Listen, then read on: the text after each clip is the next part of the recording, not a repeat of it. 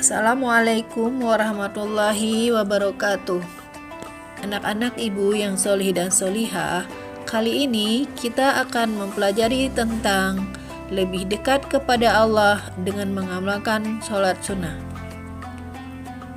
Untuk pertemuan kali ini, kita akan mempelajari tentang sholat sunnah berjamaah. Sholat sunnah adalah sholat yang dianjurkan untuk mengerjakannya. Orang yang melaksanakan sholat sunnah mendapat pahala dan keutamaan dari Allah Subhanahu wa Ta'ala.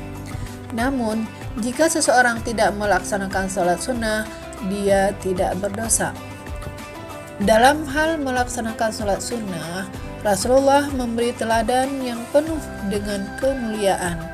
Beliau selalu mengerjakannya seperti sholat-sholat sunnah rawatib, sholat duha, sholat tahajud, sholat witir, dan sebagainya.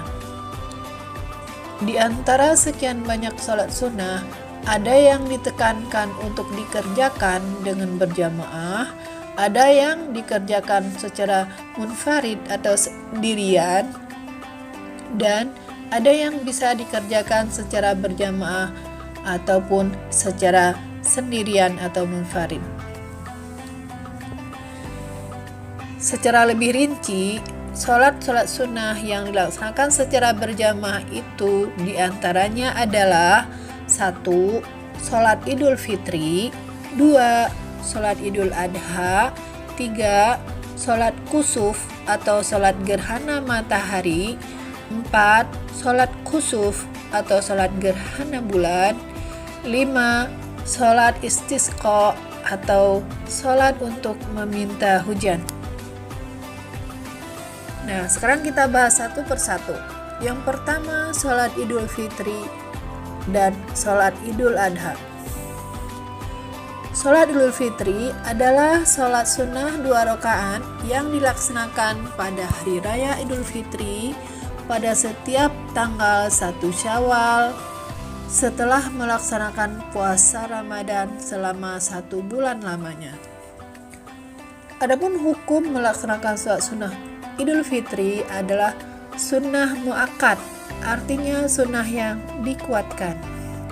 Aid artinya kembali, yaitu dengan hari raya Idul Fitri ini kita kembali dihalalkan berbuka seperti makan dan minum di siang hari yang sebelumnya selama bulan Ramadan hal itu tidak boleh kita lakukan.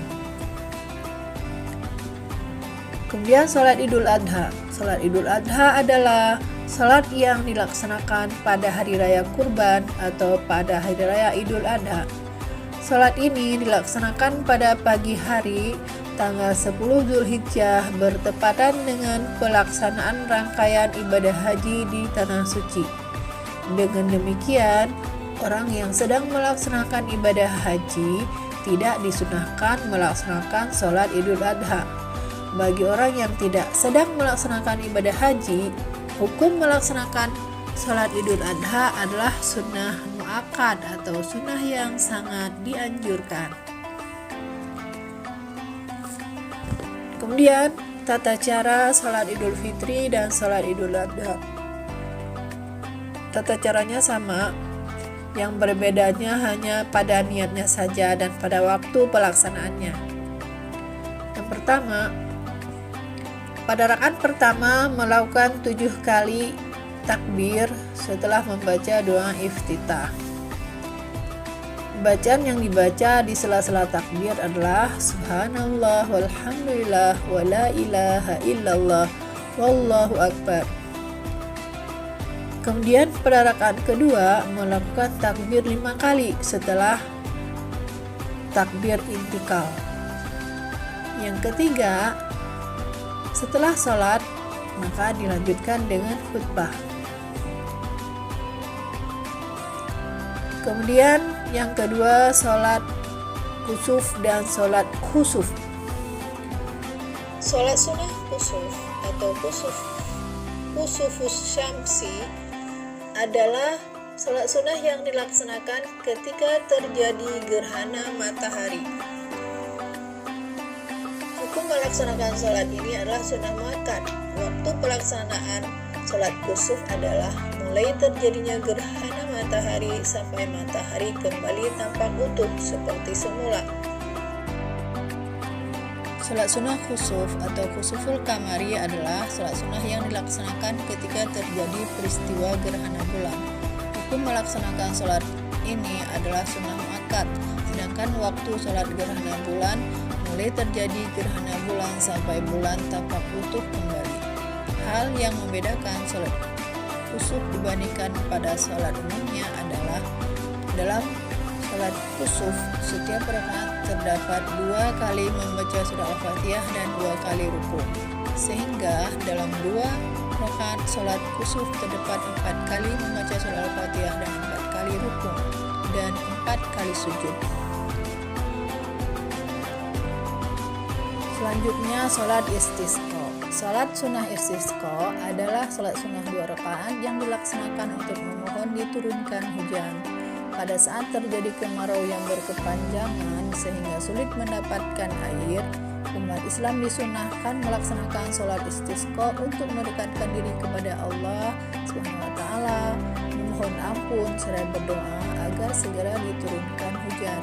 Sebelum dilaksanakan sholat istisqa, diharapkan untuk berpuasa selama 4 hari berturut-turut. Selanjutnya bertobat kepada Allah dari segala kesalahan dan dosa, serta menghentikan segala bentuk maksiat, serakah, dan merusak lingkungan. Pada hari keempat, semua anggota masyarakat Muslim pergi ke tanah lapang yang akan dipakai untuk melaksanakan sholat istisqa. Mereka dianjurkan berpakaian sederhana serta disunahkan membawa binatang peliharaan ke tanah lapang tersebut. Di sepanjang jalan, masyarakat dianjurkan juga untuk banyak beristighfar. Sesampai ke tanah lapang sambil menunggu pelaksanaan sholat dianjurkan untuk berzikir kepada Allah Subhanahu wa Ta'ala. Adapun tata cara melaksanakan sholat istisqa sebagai berikut. 1. Setelah semua bersiap untuk sholat, muazin tidak perlu memandangkan azan dan iqamah. Cukup dengan seruan as-shalatul jami'ah.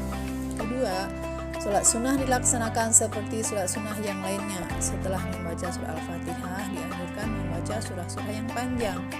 3. Setelah salam, khatib membaca 2 khutbah. Khutbah yang pertama dimulai dengan membaca istighfar 9 kali dan yang kedua dimulai dengan membaca istighfar 7 kali.